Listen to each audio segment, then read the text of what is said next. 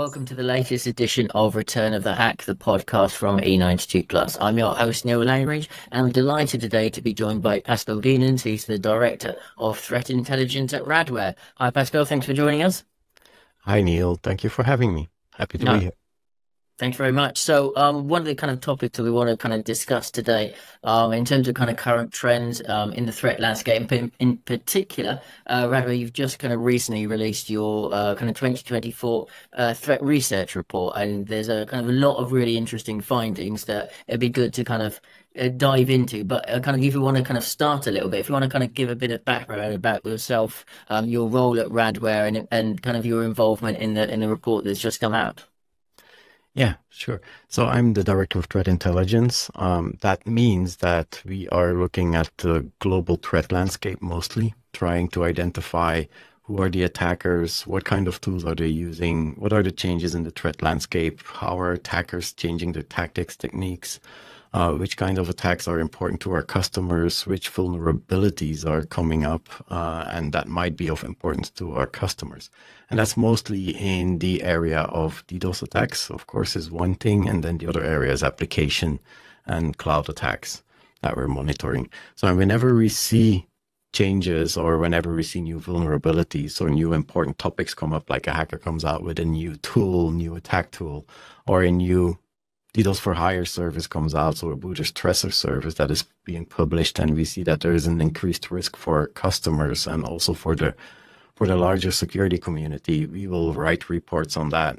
Might be an advisory, might be a blog. And yeah, the report that you referred to is the yearly report where we take the information, all the data that we have from our clouds, and where we compile and try to find trends, what is changing compared to the year before, how much more attacks are we seeing, how fast are they increasing, and also, more importantly, which kind of attack vectors are we seeing increasing faster than others?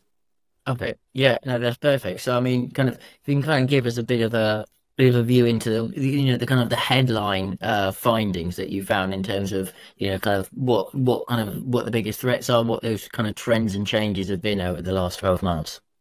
Yeah, sure. So in 2023, so we're talking about the year 2023. Of course, going forward, it moves pretty quickly. But what we saw in 2023 is that attackers are moving up the stack. And meaning, what we mean by that is saying that they're moving up in the OC layer in terms of the attack vectors that they're using. So we used to see a lot of DDoS attacks on the layer 3, so leveraging volumetric attacks, trying to saturate the bandwidth towards an organization. But as more organizations move into the cloud and as more organizations have websites and an online presence, we now see that the attackers are leveraging that and are actually targeting that specific website. So they do layer 7 attack, mostly web application, web services. There's also a whole lot of APIs out there. So most of businesses that provide an online service, they might depend on payment services, for example, and they will use a third-party API for the payment services. So APIs are a very important part of that threat landscape as well. And that's all moving to the layer 7, to the application layer. So we see less and less volumetric attacks. They're still there, of course, but we see a whole lot of increase in the application layer. And not limited to web applications, but there's also another one, and that brings me to another trend which is hitting where it hurts the most. It's going after the infrastructure that provides that online experience, which is DNS. So the domain name service is the cornerstone of every online business. If your DNS is not there, nobody will be able to connect to your website. Even your communication, if you have voice over IP systems, they will not work. Remote access will not work because your domain name cannot be resolved. So attacking the DNS is a very, very interesting part of the attacks that we're seeing, because if you bring that down, that impacts the whole organization, not only internally, but also externally, and all the customers that access that website or the organization. And those attacks also used to be more DNS amplification that we saw, so leveraging a DNS server as a reflection server to amplify an attack towards another victim. But now we also see more often layer 7 DNS attacks. So that's query floods that we see. And that's a relic from the past, because people who have been in this industry for a while now. In 2016, you had the Dyn DNS attacks by Mirai. And that was also what we call a water torture attack on the Dyn DNS. So that water torture attack, we see it coming up much faster now. So compared to the year before, we see like 3 or 4 times as much DNS queries and more specifically water torture attacks coming after our customers than we saw the years before. It's ramping very fast, and it's a very interesting vector to look at and to be aware of. If you have a DNS system, you need to make sure that is duplicated. So the other part that we then see also related to the attacker themselves is making it more convenient for themselves by shifting to the cloud. So the same as businesses are shifting to the cloud to have elasticity in compute, to have an easier management of their servers and their services, attackers are also shifting to the cloud, and they are hosting their attack nodes in the cloud, and they can build up clusters. They can elastically expand their clusters if they need more capacity. They can reduce them to reduce the costs or the total cost of ownership if they need to. They can use tools that are already existing like Terraform, Puppet, Chef, Ansible, whatever tool that we're using already in business to deploy nodes and to deploy updates. They can easily update their attack vectors and their software. So they have a lot of convenience by shifting to the cloud. And related to that shift to the cloud, of course, you might say, yeah, but if they're operating in the cloud and they're attacking, they're easy to identify. You just go after the source IP that's been attacking you. You file an abuse with the cloud provider. And at that moment, the cloud node is taken down. Well, now they have a solution for that. They will use anonymous proxies. So there's lots of commercial services out there that provide like hundreds of thousands of different anonymous proxies where you can proxy layer 7, like web DDoS attacks through. Also layer 3 attacks can be routed through SOX proxies. And every day they rotate like 35% of the IP addresses. So even though that the attacker only has a couple of very capable cloud servers out there, maybe 3 or 4, it seems from the victim's perspective that the attack is coming from hundreds of thousands of different IPs. Because for every request that the attack node is sending, they're choosing a different anonymous proxy. So they switch proxy on every request that they're sending to the application. So it looks like an attack that comes from hundreds of thousands of different nodes. But those nodes are just proxies. Others might be using the Tor network. So using the dark net to put their attacks through. That's typically more for sophisticated attacks. You wouldn't do high bandwidth and high speed packets or high speed requests through the dark web because the dark web is pretty slow. However, you can leverage it to conceal your position and for the most sophisticated attacks. And then, of course, another trend that we see coming up is attackers using the generative AI, so GPT and LLM, GANs to some extent, not to perform more sophisticated attacks, but actually to gain an edge and to be more productive, the same way that we are doing. So we are also using generative AI for some articles or for our job to make our job easier, to make it faster, to automate some things. You can see attackers doing the same thing. So they use it to craft better English, better phishing messages, automate some phishing messages. They don't have to put a lot of time in there to do the phishing. We don't see them often use it to generate payloads yet or to automate attacks. But I'm sure that this is only the start. So AI has been a big shift last year. If you look at CES earlier this year in 2024, in January 2024, not a single product that will come into our home will not have AI embedded. So AI will be something that is coming into our life, whether we want it or not. It will be everywhere. When we look at AI agents being intelligent on your phone, building their own context, that's where it starts to be more dangerous and where we might see attackers getting a more important part of that for attacks itself. So those are like the biggest trends that we saw.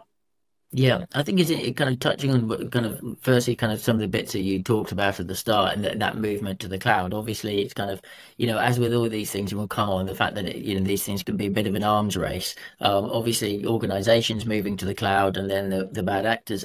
But in terms of moving that from a lot of kind of applications or kind of on-premise networks, moving that out to the cloud, moving DNS. they're having more applications online.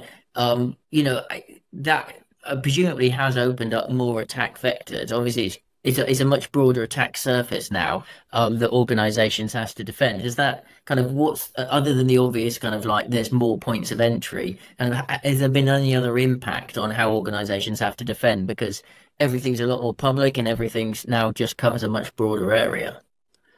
Yeah, absolutely. And that is the biggest challenge that organizations have today. It's their attack surface just exploding. Because they suddenly have those cloud, they have on-prem services, they have APIs that they're using. They might be writing their own software. So they're tied into an ecosystem which provides development modules, which opens them up to supply chain attacks. There's a whole range of new problems that comes for them when they move to the cloud and when they increase their attack surface. And the biggest challenge today is not as much staying up to date with what attackers are doing, but is keeping control of that attack surface and making sure that all the services, each service that you have in that attack service is patched and up to date with the latest patches. We saw lots of vulnerabilities come out in 2022 and also in 2023, 0 days that were being abused by ransomware groups. Those vulnerabilities that were 0 days, well, they were in a lot of companies, and that's hard to, you cannot 100% be secure, but you have to keep track of what you're exposing on your threat surface.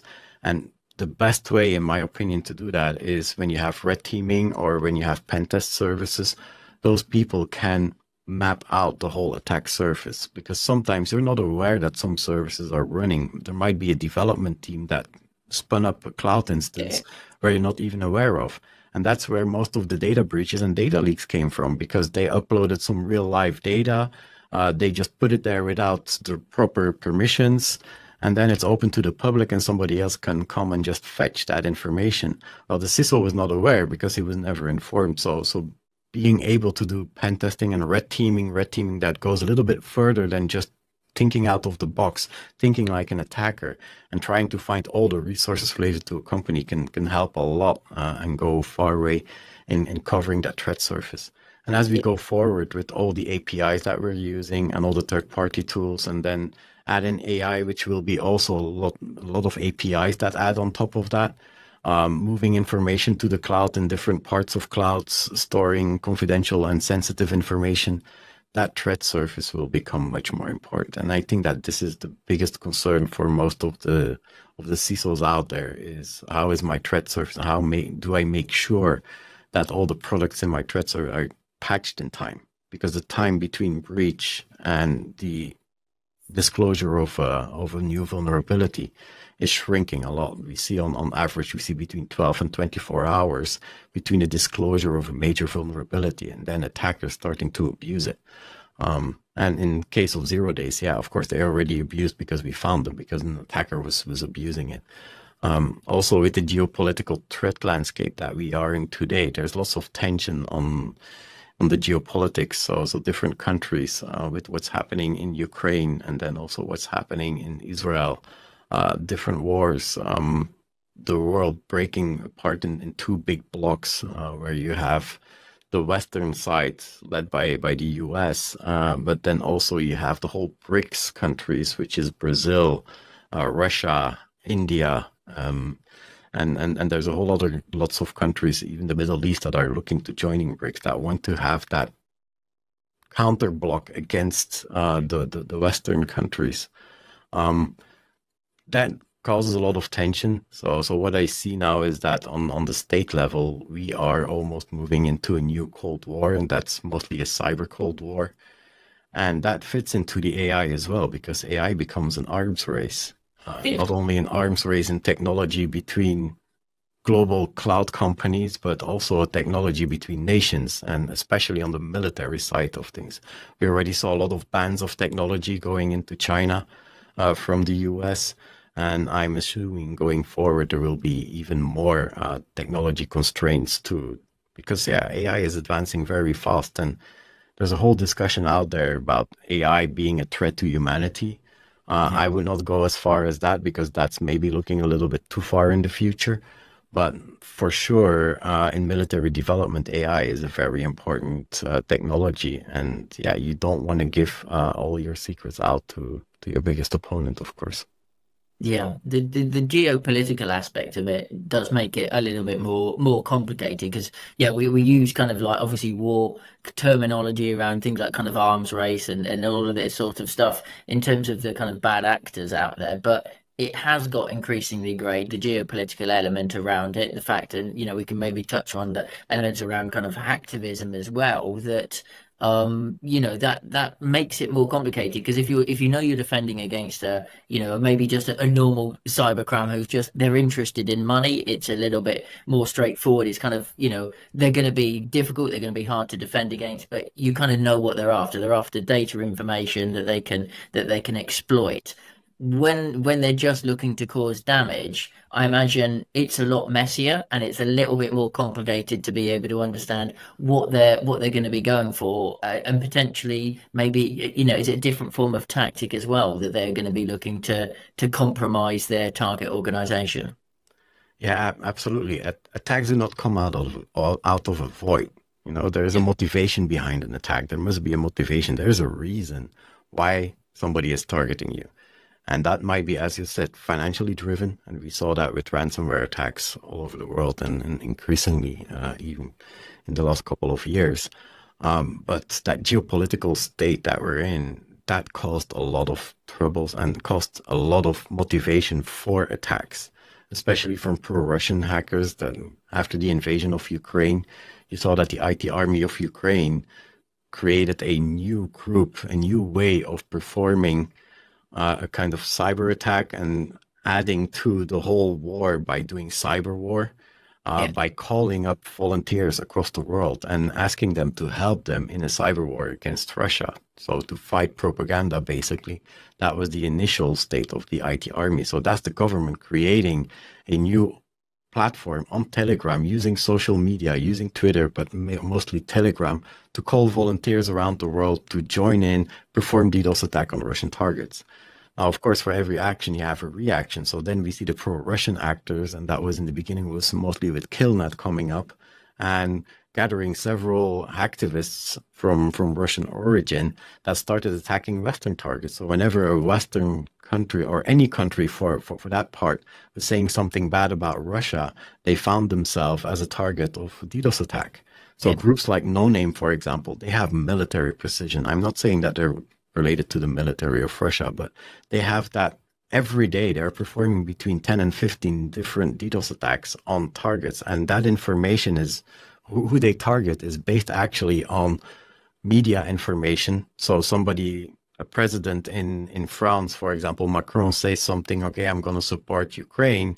Well, you can expect the day after that No Name will go target France. The same for UK. If somebody in the UK announce that they're going to support Ukraine or says that they're going to put sanctions on Russia, you can expect No Name to be there the next day or the next couple of days and start attacking any website or any service in that country. And it's not only government. Government is, of course, a very interesting part to attack because what they want to do is they want to create chaos. They want to send out their message. So a hacktivist is very noisy.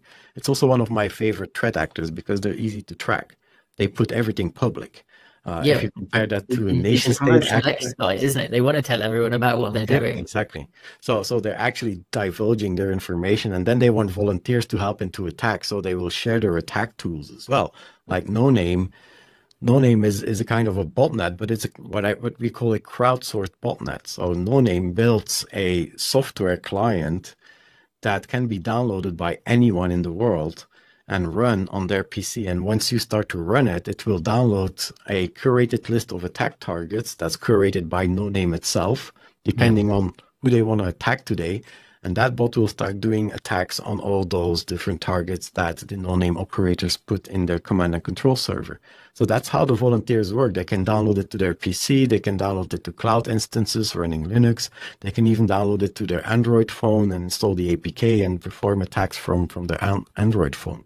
And those are all layer 7 web DDoS attacks. So it's web-based encrypted HTTPS attacks, so they always go after a website.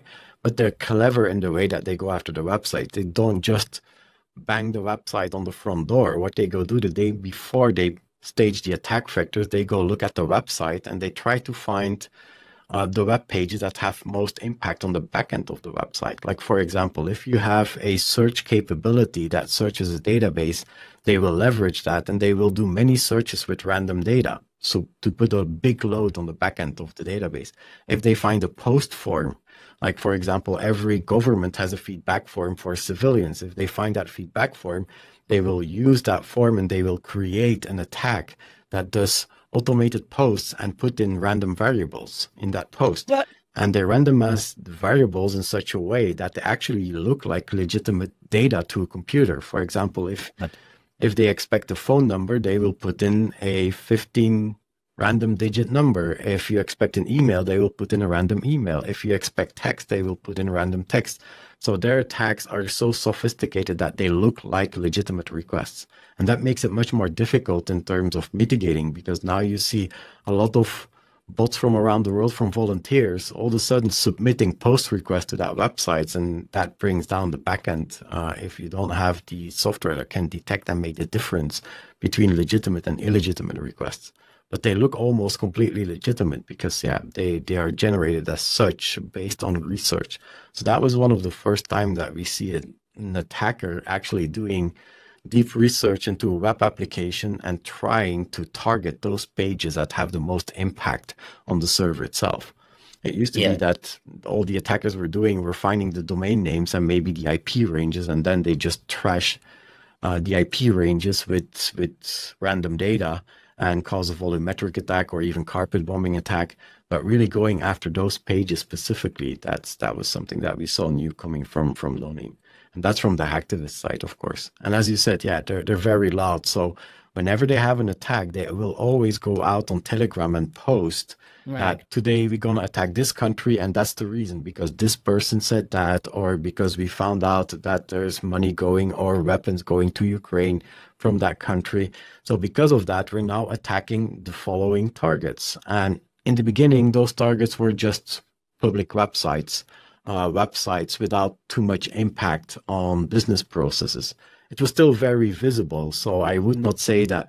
I hear sometimes people say, yeah, it's just a website with information. We don't care about that. If it goes down for a couple of hours, this has no impact on our business.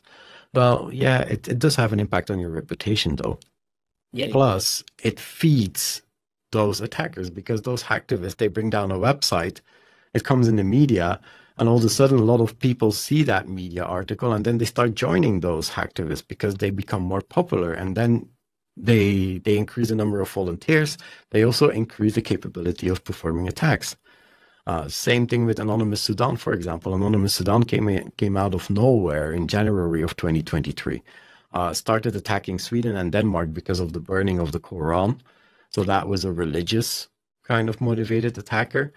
But because he was attacking Sweden and Denmark, those were the same kind of targets that a pro-Russian attacker like Killnet was looking for. And Killnet built a big brand around himself in the first year of the war in 2022.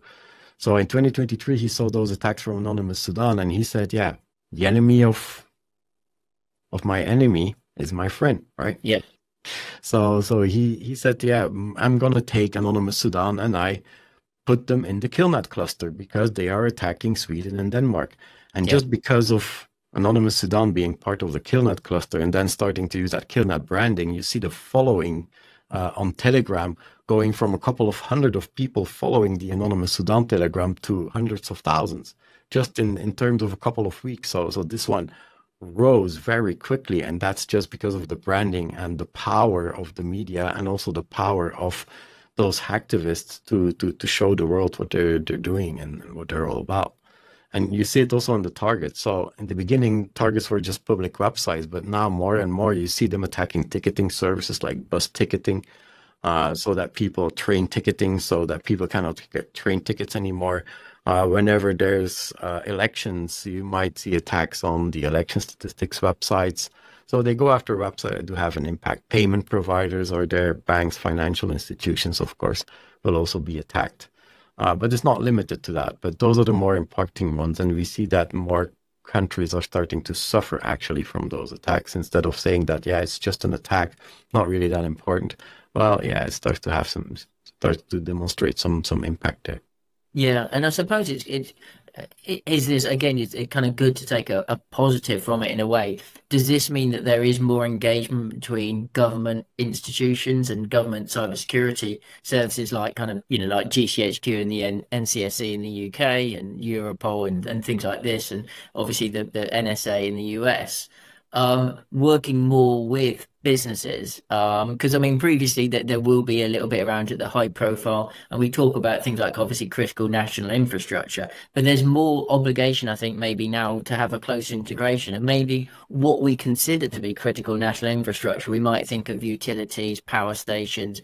But actually, you gave an example, like, if you have ticketing systems for, or the bus network went down, or, kind of food services, or kind of, whatever, traffic, like all of these things might not be as, we might not think of it as being critical as if somebody attacked a nuclear power station, to pick an obvious example, but actually affecting fundamental, everybody's kind of working life or just normal days. Our definition of what's critical, I suppose, is expanding, and governments need to kind of get a little bit more hands-on, maybe.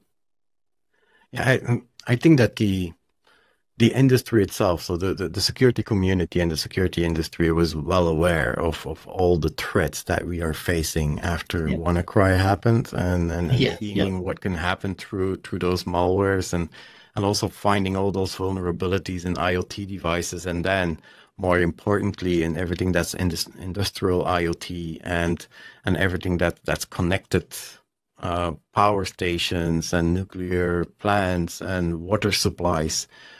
We were all well aware that there was a lot of issues there and vulnerabilities and direct connectivity that should not be there.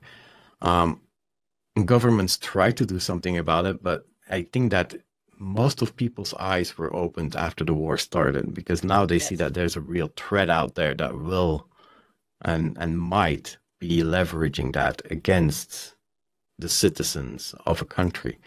And we have several examples of that already happening, with China having backdoors in different plants and in different organizations.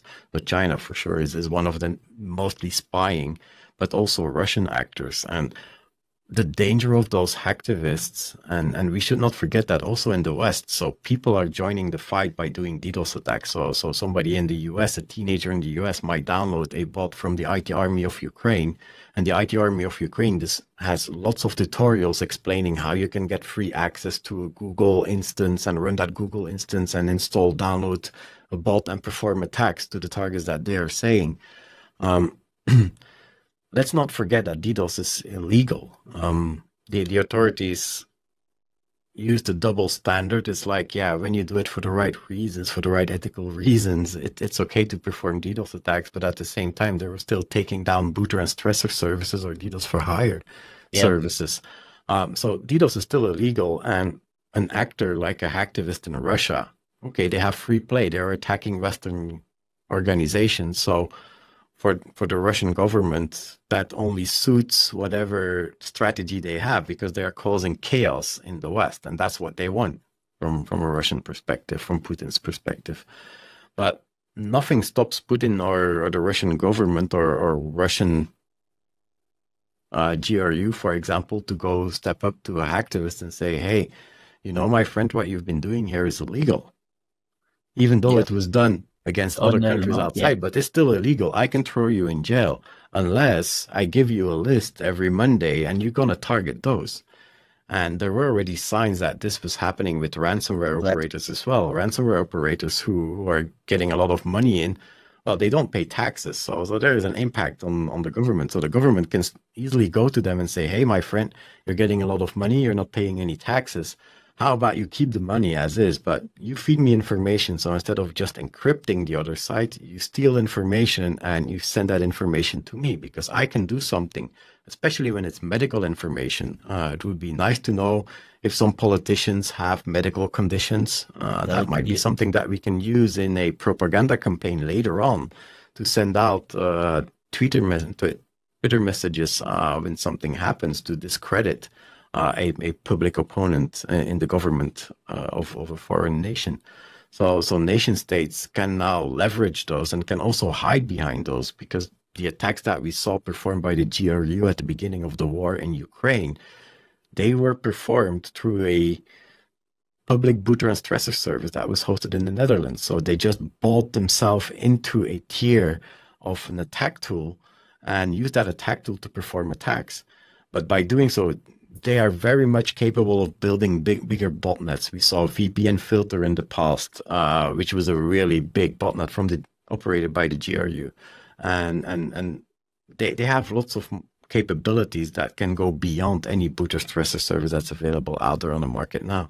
But by leveraging let's say, underground commercial service, they can hide who they are. So the most important for a nation state, opposite of a hacktivist wants to show who he is and wants to get branding and reputation and show what he can do.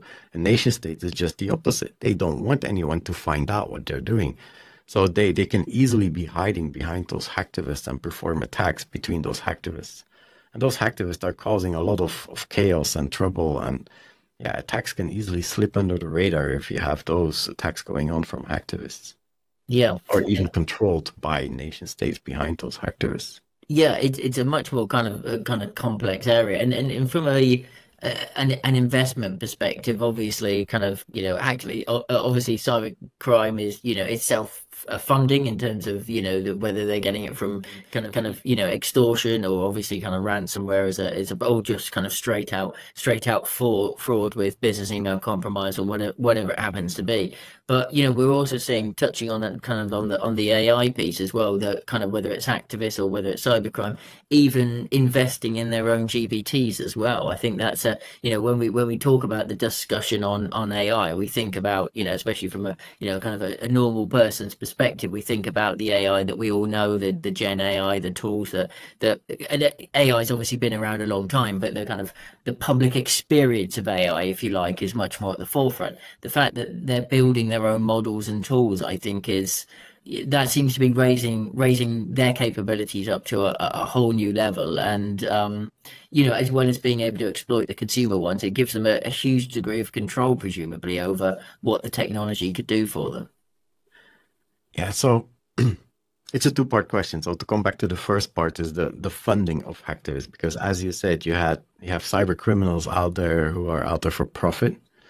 They, of course, they do extortion, they gain immediate money, and they can invest it in their technology.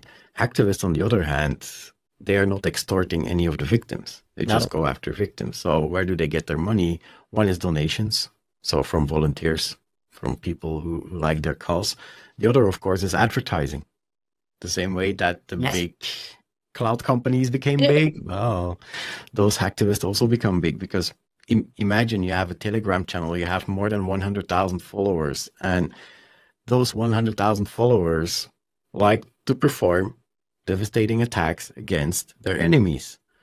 So somebody who is exploiting a DDoS for hire service or a booter stressor service, where you can pay like $20 per month to get access to an interface where you can launch a DDoS attack on any target that you want, except for a Russian target. Of course, they will filter those out. Yeah. But any other target that you want, that's your direct market that you're looking for advertising. So you see a lot of hacktivist advertising booter and stressor services. Anonymous Sudan, for example, the last couple of attacks that he did, he was always referring to infra shutdown.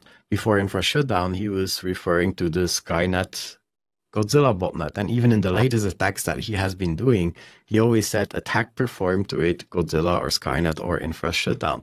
But that's actually doing advertisement, and I'm sure they get money for those advertisements. Killnet was one level further. He even had somebody who made jewelry. So Killnet branded rings, Killnet branded earrings, Killnet branded neck chains were being sold by this jewelry artist in Russia. And half of the proceedings went to Killnet because he used Killnet as a branding. Right. So that's how hacktivists can make money. So it's donations, it's advertising, and then other kinds of things that go around it, like proceedings of leveraging the brand for jewelry or for other things. Now, coming into the second question, how they leverage generative AI. So the easiest way to leverage generative AI is, of course, go to a chat GPT and start asking it things. But as ChatGPT or Gemini or Bard or whatever is fancies your access for generative AI. In the beginning, those prompts had no guardrail, so you could pretty much ask them anything, like what is the best way to kill my wife, and it will give you a whole scenario, right? So then they found out that that's probably not good that we give everybody access. So we're gonna build some guardrails here, but those guardrails were not put inside the model. Those guardrails were a layer of filtering before you go into the model. So typically they will not answer what is the best way to kill somebody and get away with it. No, that he would say, no, I'm sorry, I cannot answer you. However, somebody then comes up with what we call a prompt evasion and prompt hacking. So what they do is, well, I'm writing a book and I would like to know the potential scenarios of how it is possible to do a murder and get away with it. And then all of a sudden the AI starts to answer that. So those guardrails have evolved a lot because there's a lot of work on those guardrails. So going out into a public LLM and just putting in prompts, you might be blocked by those prompts. So you're limited by what those guardrails allow you to do. However, those models, those LLMs, the big compute and the big task of a AI, of a neural network, is actually the learning. So you need to learn that model. And once that model is learned, it's actually learning means tuning millions of parameters between all the different nodes in a neural network. Once you have all those parameters, you just send an input, you get an output. You're not changing the parameters anymore. You're not tuning it anymore. Of course, you can have some preceding and putting some context, but the model is basically fixed. So actually, if you can get a copy of the model and a copy of the parameters that go on top of that model, you can run your own LLM. Yes. And you don't need a lot of compute for that because even that can run on a mobile phone. So now we have neural chips. So we have AI chips and AI hardware that can sit in a phone that can run a whole neural network on the phone in hardware. And then you just put in the right parameters, and that's actually configuring that whole model to be able for you to talk to. So you can download that model, you can download the parameters, and then you can run your own LLM on your own PC. And then you can create your own context. And with a context, that means that, for example, when you go to ChatGPT or to Gemini, you always give it a certain context. You say, look, I'm working on a paper. This is what I think. This is what I see. This is what I want to write about. And then you do your prompt itself. Then you ask, now write me a blog about that, or write me a social media post about that. So that context will change the way that ChatGPT is answering. Now, this context is leveraged by bad guys to create models that are very good at creating evasive malware, for example, or that are very good at writing specific phishing messages targeting CISOs. So what they do is they download those LLM, they precede it with context, and then they sell those services again on the underground. Other attackers are just using LLMs the same way that we might use it, is to increase productivity. Like, okay, go out and fetch all that data, and with that data, tell me what is the most important parameter that you see changing, or which is the most juiciest target that I should target next. So they can improve their attacks in that way. Going a step further, there's already tools out there for pen testing that are using AI, and typically those tools are not using generative AI, but they were using GANs, generative adversary networks. So what a GAN is actually two neural networks. One neural network is like generating. So it's like Stable Diffusion that is generating images. Well, it's generating attack payloads. And then the other network is actually the defender. His job is to detect malicious payloads. So what the generator will do is generate a payload, send it to the network that does the detection. And if it does detect, then the generative network will regenerate a little bit, change the payload, and it will go through that cycle until it finds something that the detector cannot detect. So that way they can automatically generate new payloads that can pass detection. So GANs are one way that we see applied into pen testing. Another way is everything that's genetic algorithms. So algorithms that improve themselves by cutting pieces of one algorithm, putting it to the other, like you do in genetics. You cut bands and you put it in another gene. So you do the same with programs, and you can generate a program that can perform a new attack that nobody ever thought about, but it's completely automated. So, but those take a lot more knowledge about AI, so it's not as easy and as accessible as the generative AI that we see with LLMs. However, those have been very successful in pen testing. Now, lucky for us, for that pen testing, it's very chatty, so it does a lot of things. And yeah, if you have a protected website with a WAF that has a little bit of a behavioral detection, you will soon see that there's somebody trying to do bad things and trying to get information to build an attack on you. So it's not that effective yet, but it might become in the future. So GANs are certainly something that I see in the future might have an impact. Now, another way that attackers can use AI is for learning, getting there much faster. So if you want to develop, for example, a script, and if you're a seasoned developer, okay, you're not going to go to an AI to help you to write a script. However, if you have no clue how to do scripting, so script kiddies out there want to create an attack tool, but they have no clue how to. Well, let's go to ChatGPT and ask it to write me a script to perform a DDoS attack, a volumetric DDoS attack, leveraging DNS against a company. And ChatGPT, not because they have guardrails, but a private GPT will tell you, well, yeah, you just do this with Python, you use this module, blah, blah, blah. And you try the script, it doesn't work the first time because, GPTs are not perfect developers. So you have to go back, you ask him, hey, I saw this error. Oh yeah, I'm sorry. So the model typically will be very sympathetical and will say, hey, I'm sorry. Yeah, I oversaw that. You have to change this into that and then do that. Okay, so you can get to a working script. Now that script will not be sophisticated. It will be a basic one. If a sophisticated attacker will not get more smarter with a LLM. However, the ones who have no idea how to do it, all of a sudden become more sophisticated. So what I see is actually a shift in terms of number of attacks from before. The biggest part of the threat landscape was with the unsophisticated, what we call the script kiddies.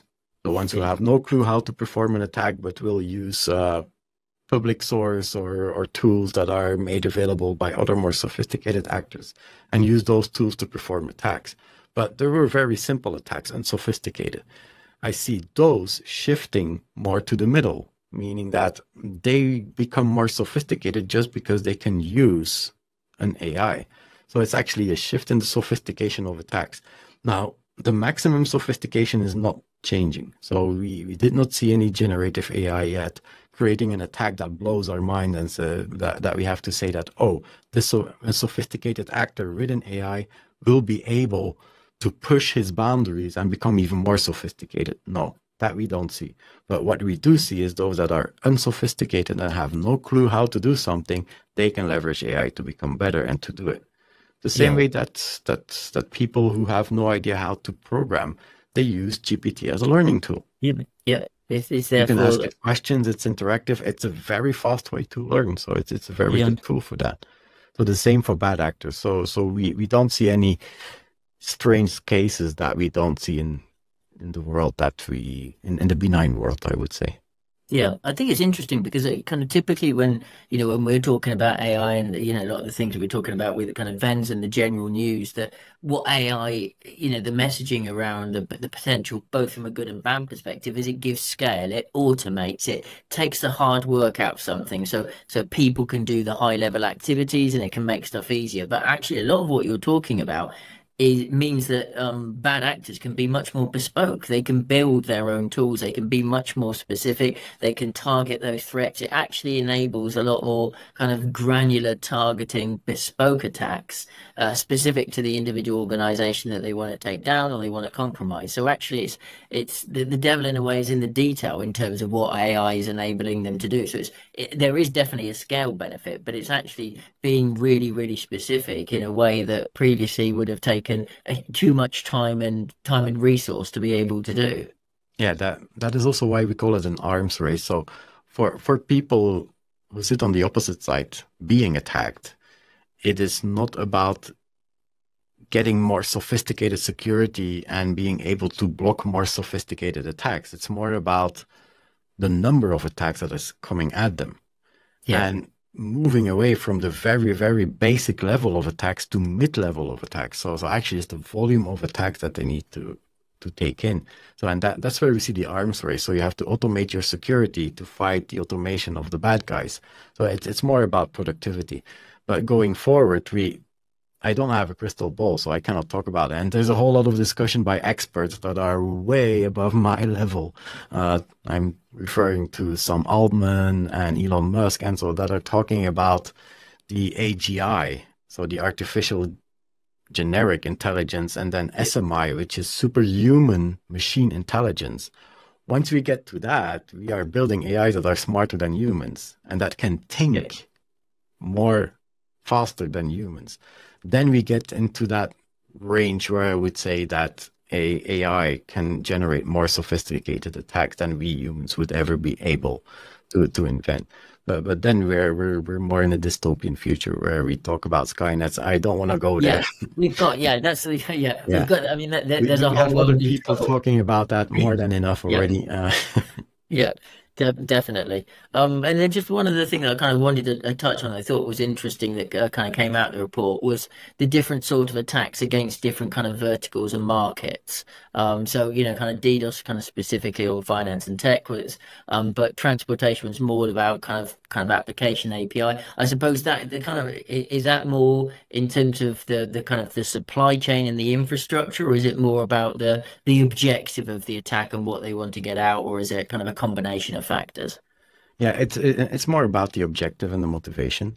Of course, an industry that's much more digitized will, of course, have much more opportunity to being attacked. So if you have the ones that are pushed much more into digitalization, a small shop across the road will not have a website. Well, they will not be that much concerned about being attacked on the cyber side because they only have a static website. However, a bank that does payment transactions and accept those from customers that are online, or a cryptocurrency provider or exchange, those can be hacked more easily because there's lots of information out there that might be useful, or money that can be stolen. So it's much more about the objective. And that's where we see the difference in the types of attacks being leveraged, and also the type of actors that go after those industry, and also why we see a difference in industries. So when you look at finance, for example, I think that there, in terms of DDoS attacks, it's mostly disgruntled or extortion that they will try to leverage against financial institutions.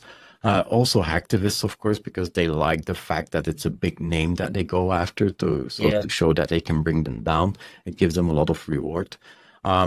If you think about medical institutions, there's lots of information inside that might be of importance. So there you will see ransomware actors targeting them to extract that information, and nation states being interested of getting those. Research facilities where you have nation states that are interested in hacking into to get the information out of research, education. Then there's also the military. So all of them are targets, but it's always a different objective. And that's what makes some differences in verticals, that you see certain verticals being more targeted by specific type of attack. Now, the hacktivists have a pretty much level playground. They don't care very much about what type of vertical you're in. They care more about the visibility and the chaos and the outreach that it will take. So if they can go after a media website, they will be happy to bring down a media website because it's a lot of people are trying to access it in the morning. Medical facility, if you need a doctor, well, I don't know the phone number of my doctor anymore. I don't know the phone number of my wife anymore. So No, we are becoming so reliant on our technology. But my wife is in my local address book. However, the phone number of a chiropractor or another guy that works in the hospital is not in my phone, because I know I can find it on the internet whenever I need it. So, but if they bring down that website, then people cannot get to the phone numbers anymore. We saw that happening in Denmark, where at some point there was an attack on a central medical website that brought together all different kinds of medical facilities and had all the information on their public websites there. That one went down, so they had to bring up another website and point all the people to that other website through Twitter to tell them, Yeah. hey, go to this website if you need to know the number of your doctor. Most of the time when you go to the doctor now, you also make the appointment online, so you cannot make new appointments. You cannot check up on your appointments. Was my appointment accepted or not? When do I need to be there? Who do I contact? Yeah, it's all that information is down. So even a website that looks benign and no information being stolen can still have an impact on people. So medical would also be a target. So there's some subtle differences between all the different verticals, but it's mostly because of the motivation that you will see a difference in what kind of attacks they're seeing, or how big the threat is and what kind of threat it is. So there's a big threat for everyone, because as we said, with AI, automation is there. Nobody is safe. No. If you put something online, it will be hacked at some point. It's just a matter of time. It's not a matter of if, but it's a matter of time. Yeah. Whether it's the more visible it is, the sooner that time will come, and depending on the vertical and what information you store on there, and that might be another motivator that comes into it. Yeah. And then just to kind of finish off the final point, it kind of leads on nicely in terms of if it's on the internet, then it can be compromised. Things are increasingly on the internet around operational technology, IoT. Are you seeing those kind of sort of infrastructure being targeted? Because obviously previously that was all hidden behind, big industrial systems or infrastructure or kind of whatever, kind of industrial equipment previously wasn't connected, whereas now it is. It is connected, it's on a network, and it's potentially on the internet. Is that increasingly an attack vector as well for bad actors? And obviously, I suppose for hacktivists as well, because that's another area where they can make a big noise. We did not see a lot of hacktivists actually going after those OT. There are some of them that are doing it, but very unfortunate, as you said. Yeah, it is like that OT is typically connected to the internet, and that comes from the day where we still thought that an IP address was a good password.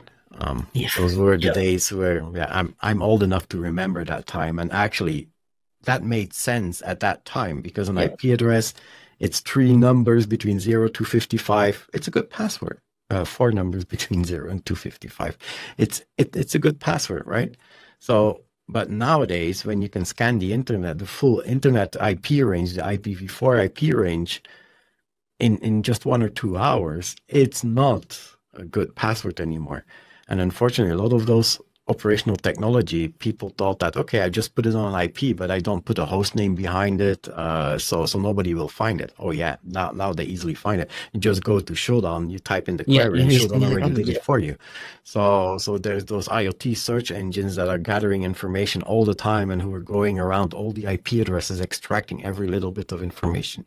And those OT devices sometimes were protected by it's remote desktop. It's with the username password and typically admin and an easy to guess password. So brute forcing is also easy to do. Some other OT operational technologies have a website, and it's enough to know which kind of device it is to guess the admin password, so you can get access to it. We all knew that this existed. So as I already remarked earlier in our conversation, we all knew that this existed. It's just a matter of time, and we have to make sure that we secure it. But the war breaking out and more geopolitical tensions bring that up to the forefront. So now it's becoming a real risk, because now there's somebody out there who might want to leverage that and to use it against the people, to use it in cyber warfare. So hacktivists also the same. Yeah, if they can find that information, they will put it out there for sure. And they might even communicate it because they see it like a win. They have some very interesting information. Let's send it to the government and show them how we are helping them in winning this war. So all of a sudden, because of geopolitical tensions, all that ground that is out there, all those vulnerabilities, all those open websites, all those OT systems that are connected online without security, are now becoming much more under scrutiny, because they can be abused at any moment. And they can be a powerful weapon. If you have water filtering, for example, you can always change the mixture that goes into the water and poison a whole city. Yeah. Electricity, you can cut the power of electricity. It might be really bad in the middle of the winter that you don't have any electricity for heating for a couple of weeks. And even, yeah, living without electricity, I already have a major headache when my electricity goes out for 10 minutes because I cannot Yeah. access anything. I have to go to my mobile phone and do everything on my mobile phone. We're so connected and we're so dependent on technology that we cannot live without electricity or so yeah, it's an important part and it's something that governments know very well they need to solve. That's why Yeah. we see a acceleration in the number of threat advisories that are being put out by those governments. You have them in the US, you have them in the UK. They're putting out several advisories. Hey, protect against this and also against DDoS attacks. You see all kinds of different advisories Yes. and also more programs where they make governments report back onto what attacks are happening, but also what security they put in place, what kind of devices they're using. If they're manufactured in China, typically in the US, they might not be a good plan to put in a government.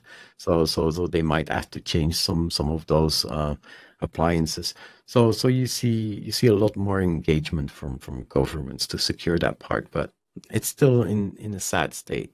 We still have a lot of relics from old that are sitting there. Yeah. Um, and coming back to that, maybe a closing statement. If you think that we had a problem, so IoT like 6 years ago, we had Mirai hitting, and that ignited the whole IoT. Everybody started searching for vulnerabilities in IoT, and of course found them. Whenever you put the focus of a security researcher or a bad guy onto something, they will find a problem there and will be able to abuse it. So we are still sitting with a whole IoT problem. That IoT problem is not out the door yet. Whenever No. you bought a device, it needed to be connected.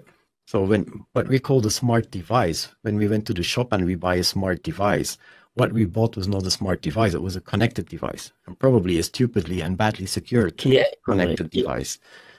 Now, starting this year, we go one level further. We're actually buying smart devices because they have AI embedded. There's an AI agent in everything that we buy. For some reason, it's impossible. It will be impossible soon to find a toaster without an AI agent in there and making decisions for us. So think about it. If IoT was already such a big problem, now we're adding smart with AI on top of that. So we're moving into a much more lots of troubles that might be caused by AI going forward and AI agents. I think especially the AI agents, when we all have it on our phone and we use it to talk to our phone, we will put private data in that AI agent. Okay, you might say it's not connected to that central AI that feeds the parameter into the agent, so it's private, but it's a treasure trove for anyone who's able to access it. So Yeah. that will be a big target going forward. All the personal assistants needing access to everything, getting smart devices like a malware instead of just an info stealer that steals your passwords today. You might have an intelligent malware that is an AI agent that knows that, oh, he went to that website and I saw that he has 1,000 crypto on that exchange. And I see that he has some credit in this web shop as well. And he uses that password. And so you can compile all that information locally and then only share what is interesting to the attacker and say, hey, here's an interesting target because he has 1,000 in crypto. He has a couple of thousands in other credit cards over there in this shop. And I found that he's using this shop and that has this vulnerability. So go ahead and go take it from him. And that can all be done locally. Before, we needed to take all that information, extract it, and you needed a CIA level building with storage facilities that run in the petabytes to store all that information and then run big data on all that. Now you can do it with an AI agent, something that runs locally on the machine. And the machine, probably the PC from the person that you're targeting, the consumer, will have all the hardware because we all have a graphics card for gaming. Well, it Yeah. runs as well for AI.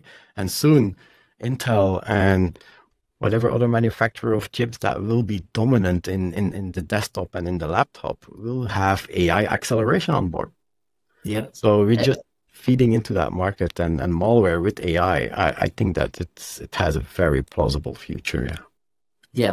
I don't know whether we might have to stop referring to everything as being smart because I'm not sure that I need that conversation with my toaster. And Yeah. I don't think it's going to get smarter. It's getting something, but it might not be that. So it's appreciate we've kind of come to the end. It's been an absolutely fascinating conversation. I really appreciate it. I think what I always like to kind of finish on is a bit of a takeaway for our audience, whether they're kind of a channel partner or someone working in an IT team at an organization in terms of some of the insights and the analysis coming out of the report in terms of having a one thing that they should do or a kind of a takeaway or kind of a first action to be able to learn some of those lessons to help secure either their customer or their own business moving forward. What would be the first thing that you recommend people kind of have a look at in terms of their IT infrastructure?